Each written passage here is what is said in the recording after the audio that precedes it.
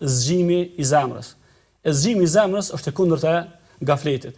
Ai njeri pra që komu si dha xhiran, edhe fal namaz dhe lexon Kur'an, mirë po zemra tina është gaflet. Andaj le të shërbej ky muaj i bekuar i Ramazanit që të zgjohemi, të zgjohet vetdia jon, ta dim pse po agjërojmë, ta dim pse po falim dhe ta dim nga se qysh e kanë përmend dietarët islam, çdo ibadet me cilin Allahu xhelle xhelalu na ka ngarkuar me të, na jemi të obliguar me e kry, mirë po mbrapa tyne fihen disa mësime.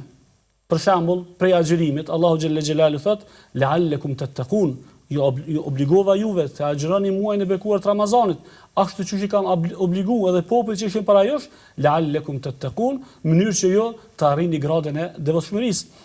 Pra, çdo adhurim, çdo ibadet me cilin Allahu na ka obliguar me të, mbrapa tyne fihen disa urtësi. E urtësia e agjërimit kryesore më e madhja është me arrit gradën e devotshmërisë, e grada e devotshmërisë nuk e arrin në zemër e cila është gaflet, por në zemrën që është e zgjuar, edhe dim se po agjëron, edhe dim se po falet, edhe dim se po e lexon Kur'anin.